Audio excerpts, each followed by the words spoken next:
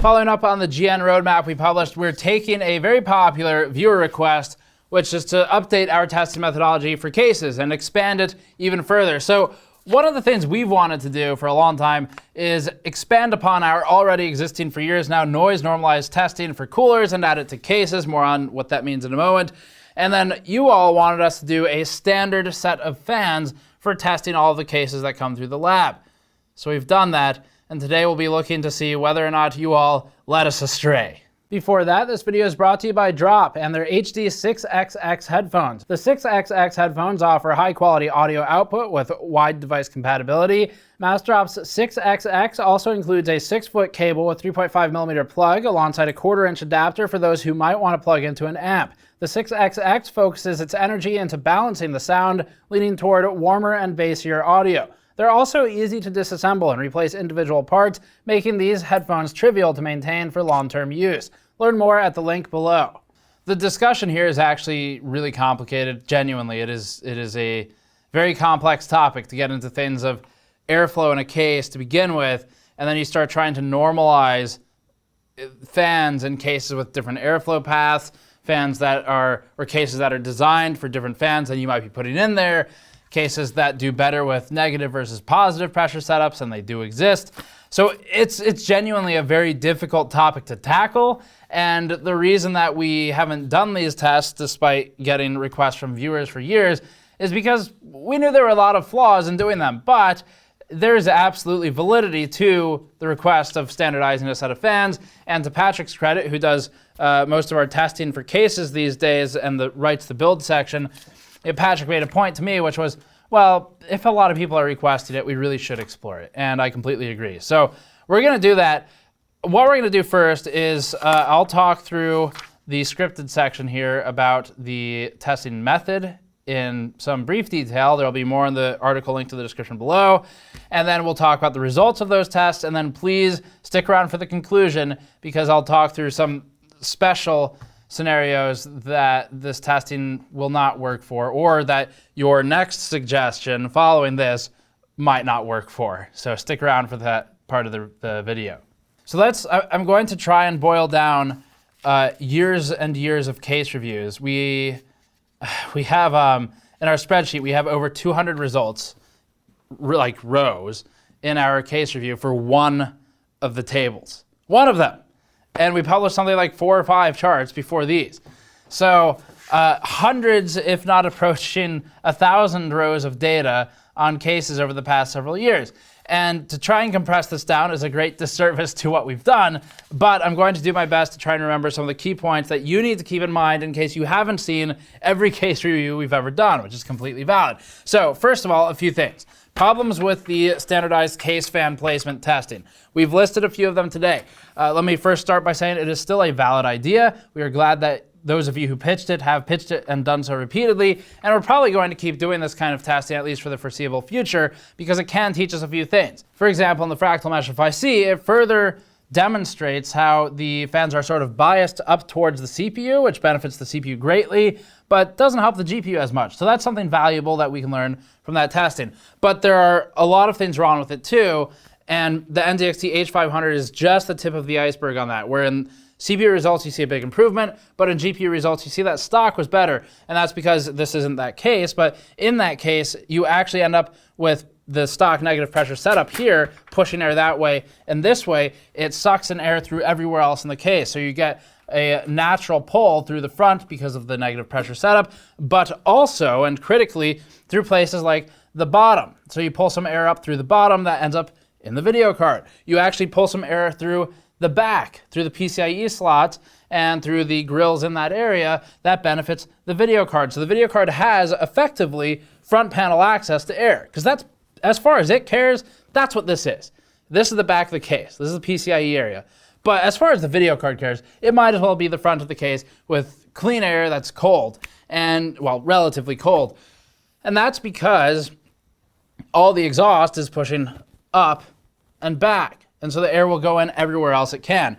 As soon as you change that to a positive pressure setup, what you're doing is you're forcing the hot air out the back, and that means you're not pulling cool air through the back where it was originally. So the results in the H500 get worse. Now, That's fine, as long as we, and this is our job in the review side of things, as long as we clearly highlight what's happening, we explain why it's happening, and hopefully most of the people watching will watch that part and catch it and understand what's going on. Now, part of the challenge we face in terms of responsibility of reporting is that the viewer retention graph, and it will be true for this video as well, looks something like this.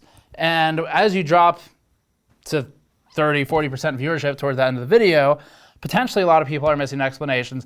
And then those are the same people who often go around and post things on forums out of context and mislead everybody or provide misinformation. So we have to be really careful about that. And that's one of our greatest hesitations to doing the standardized fan testing, because it's very likely at some point, probably today when this video goes live, people will share the information that they think they've learned without sharing the caveats, which might include things like, hey, this standardized test setup is actually worse than stock for this specific scenario, for GPU in this case of the H500.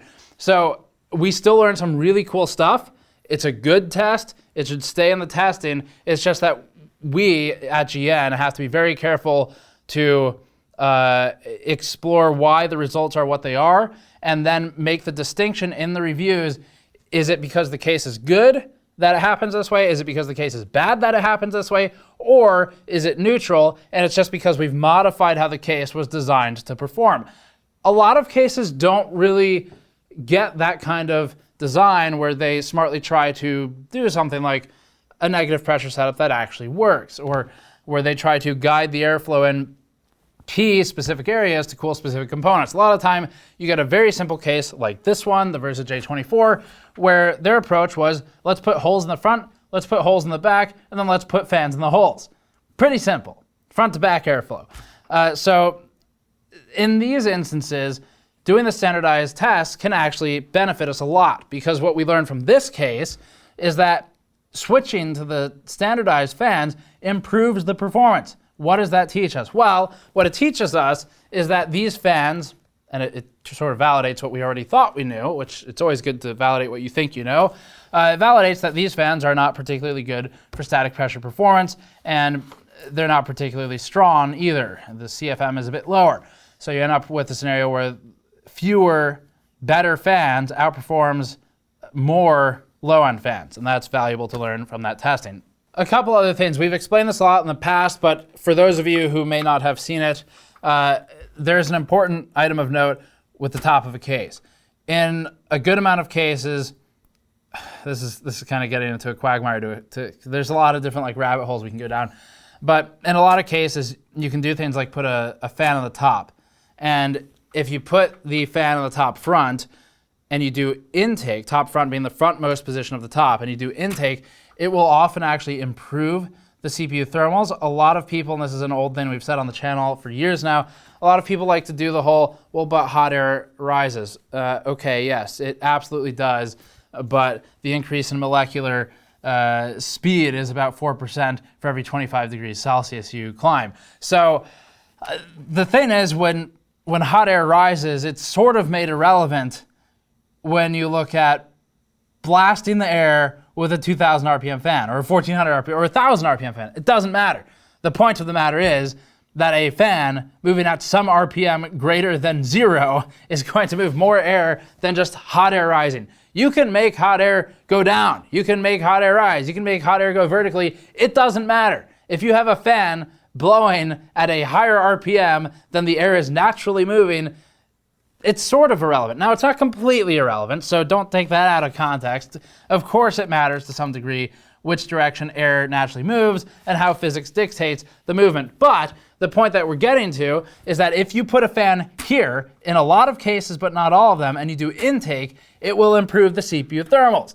And that has nothing to do with hot air rising. It is entirely to do with the fact that up here is air that is colder than in here. That's all it is. Ambient temperature outside is anywhere from 5 to maybe 10, 15 in the really bad cases like the Enso, but 5 to 15 degrees, often 5 to 10 degrees cooler than the inside ambient temperature of the case. We've measured some of these cases in a room ambient of 21 to be upwards of 40, and that's for the really bad ones, again, like the Enso. But in general, we see something like 30.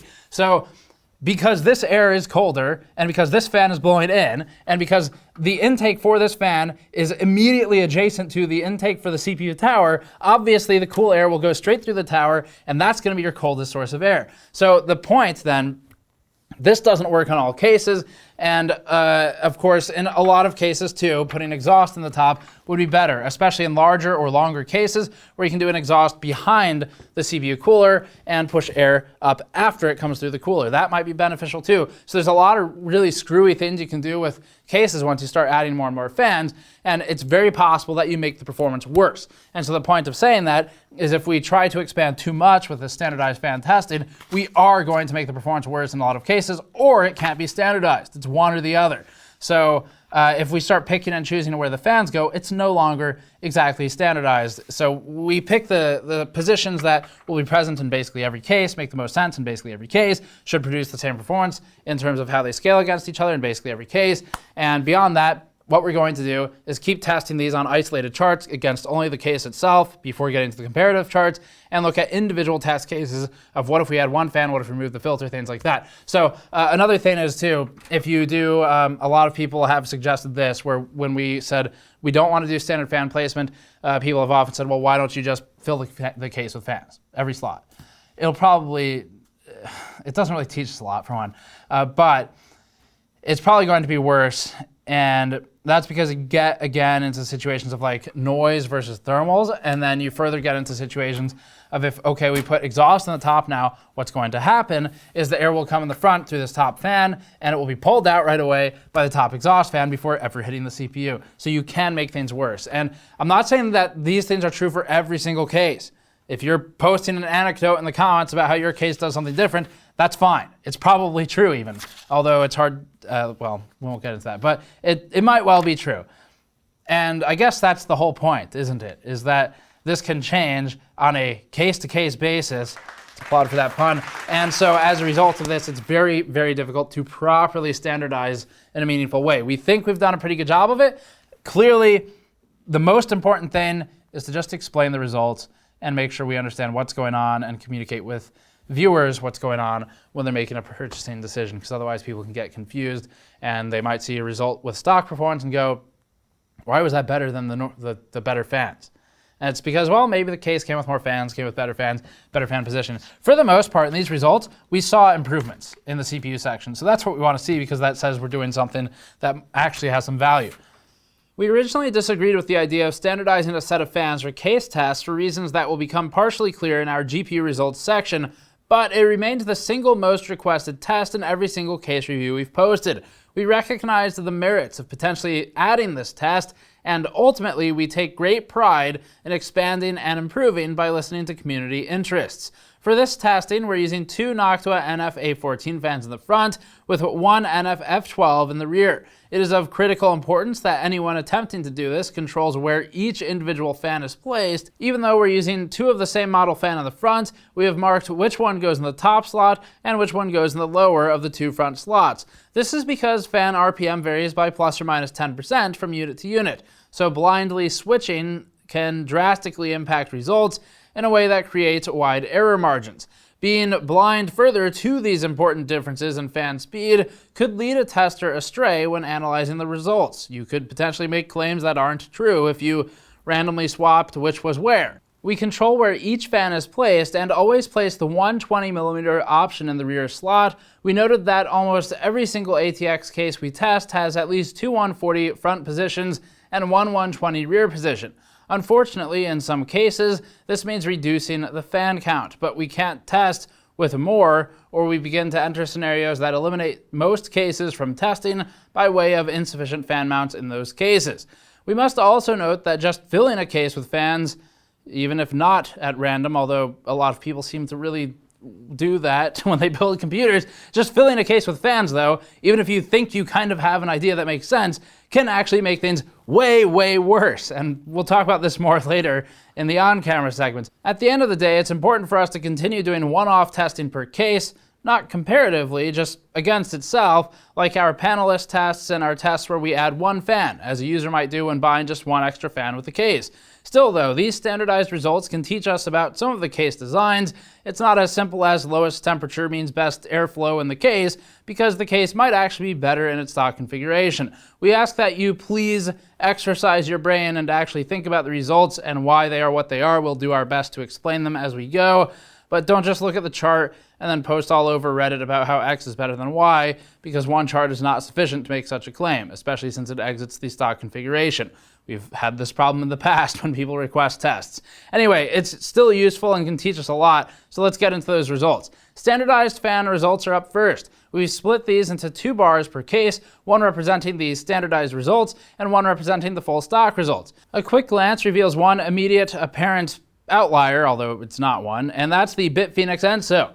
Getting this one out of the way first, note that both the standardized and the stock results were up against CPU throttling, so this is actually an identical result between the two. The CPU is throttling, so we can't see the actual true temperature because the frequency is shifting around in a less predictable manner. Further, we previously proved that BitFenix and its Enso will recirculate its own hot air when installing fans in the front, which you can learn more about in our Enso review. We're seeing some of that here, so it's one of the reasons that this is among the worst cases we've ever reviewed. Moving on from this, the NZXT H500 sees the most immediate benefit from standardizing the fans in the CPU test, but this will change later for the GPU test.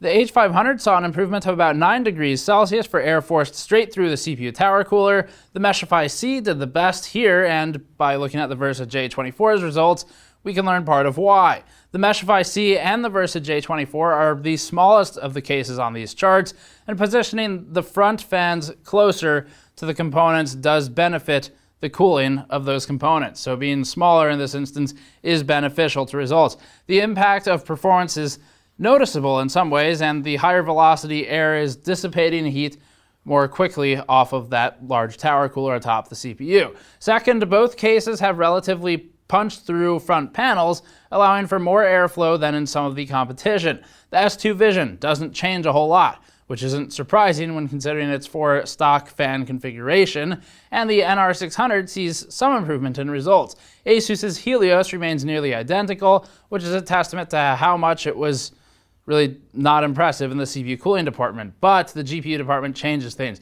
The standardized fan results for GPU temperature are much more interesting. They're more varied and take some additional thought to understand, and you do have to look at the cases to look at the positioning of the fans, but they do make sense once explained and explored. Let's start with an obvious one. The NZXT H500 sees worse GPU thermals in this configuration than in the original benchmark, and posts the opposite scaling from what we saw with our noteworthy CPU thermal improvement previously. This is for a few reasons that were detailed in our original H500 review.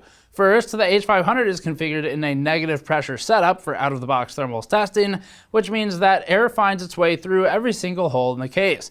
This includes small perforations in the front, of course, but critically includes the rear PCIe slot covers and grills or holes in the back of the case near the GPU. The GPU fans are therefore able to actually pull air in through an immediate access to cool, ambient, external air, or ambient temperature anyway, right from the back of the case. It's as close to the GPU as you can get, closer than the front where the air is coming from. By switching to a positive pressure setup, we take this away. That set of holes in the back now becomes exhaust, and the H500 loses its highlight and also highlights a potential shortcoming in this section of test methodology. Because the case exits an optimal configuration, at least for this build, it is perhaps unfair to test in this way. We can see CPU performance uplift, but GPU performance decay. So it's important to try and keep these factors in mind so that you can judge the case fairly and not just look at one chart and make a conclusion from that. Regardless, the NZXT H500 does worse here, despite actually holding a top 3 result when under its stock conditions, noting that these results are very limited right now, and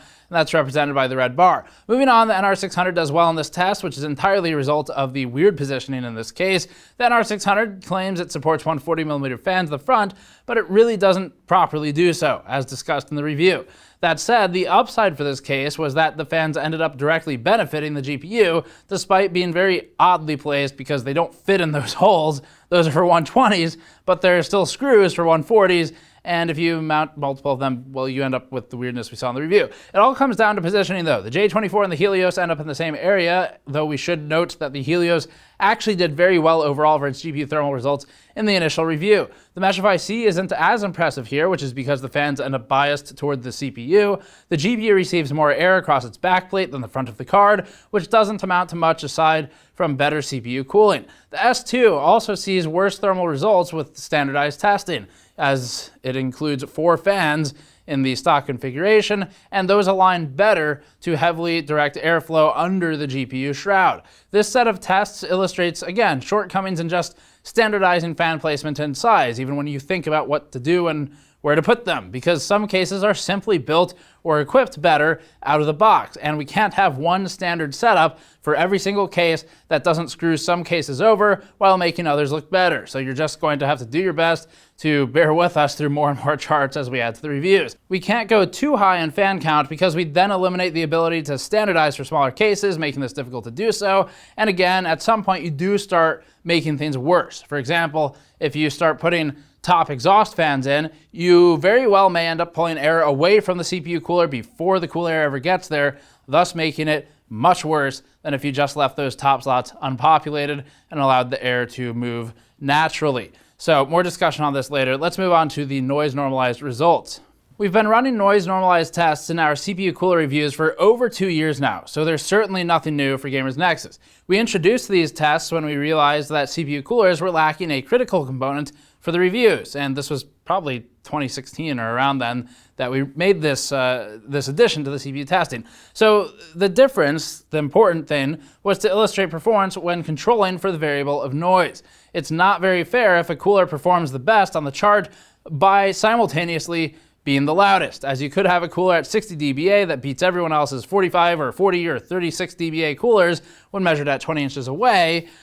But that doesn't count for much because, well, it doesn't mean a lot when one is much louder. What counts is how well our hypothetical 60 dBA cooler does in this situation when leveled to the same noise level as everyone else. That shows the efficiency of cooling as opposed to just brute force cooling. So we normalize for 40 dBA at 20 inches in our cooler testing system. This is in a room, the same room as the case test system, although they are tested in isolation. One is off when the other's on, and that's with a noise floor of about 26 dBA. For cases, it's the same story. If someone wins in thermals by being loudest, but the two results are isolated on different charts, it becomes hard to quantify and illustrate the actual difference between cases with different strengths. We first demonstrated this with cases in our Be Quiet review, or the follow-up, where we looked at it versus the RL06, and that we can show on the screen now as well. We found in the chart for the RL06 versus the Be Quiet case that the better ventilated RL06 was able to outperform the Be Quiet case in not just thermals, but also acoustics, the thing that it claims to do best. This was because the RL06 could run its fans slower and draw more air in at lower noise as a result of its mesh, whereas the Be Quiet case had to run its fans faster to overcome its own noise damping material and creating worse results for both. For these tests today, we're measuring at 36 dBA at 20 inches away from the front of the case. The rest of the testing uses our standard torture test with controlled power consumption by the CPU and the GPU for the whole test, and the 20-inch measurement is one we chose ages ago because that's about the distance just from polling we did several years ago that we think the average user sits away from the front of their case. So it's a number chosen based on an assumed realism for the scenario. The noise normalized results are on the screen now. For these, the only outlier in the performance scaling is the Helios, which breaks pattern with a stronger GPU performance than the other cases. This is due to the positioning of the fans, as we learned before in the review, and because of the quantity of the fans. Note that we're back down to the stock fan configurations, just tuned for 36 dBA. The Versa J24 doesn't make this chart, as its front fans cannot be controlled, and so its noise levels can't be reasonably normalized. For these results, the Cooler Master NR600 does the best. Thanks to its ultra-fine mesh front, CPU performance leads all other cases that we've tested thus far, and it is a limited list, to be fair. The Meshify C comes in next, followed by the S2 Vision, and its full assortment of fans spun down to the targeted noise level. The Helios leads everyone in GPU performance, but not in CPU, and the Enso is doing what it does best: throttling. Very, very hard. the takeaway then, this was largely a viewer request. We are going to continue doing these tests. The noise normalized one is absolutely the most interesting or useful one going forward because it allows us to isolate the final variable between noise and temperature and pick one and then say, okay, how efficient are they at cooling at a given noise level? And then we can really start exploring things like acoustic-focused cases versus airflow-focused cases, although you start getting into questions at that point of frequency spectrum, and maybe that's a future topic. So there's a lot more we can do here, of course, frequency spectrum included, but hopefully this gives you a starting point. And finally, thank you for the suggestions. Sincerely, we do like to try and incorporate things like that and improve, because if we don't change what we're doing, we don't improve day to day, then you start falling behind and becoming irrelevant. And we obviously don't want to do that. So we are very much open to your suggestions. These were good ones. Just wanted to be very careful about pointing out some of the ways cases behave so that people don't have illusions about what to expect. So that's it for this one. Thank you for watching. Thank you for suggesting things. Go to store.gamersnexus.net if you'd like to support our efforts, like by buying one of these anniversary edition shirts with a teardown logo or the mod mats, or you go to patreon.com/gamersnexus to pick up the latest behind the scenes video. Subscribe for more. We'll be at Computex in the coming week. I'll see you all next time.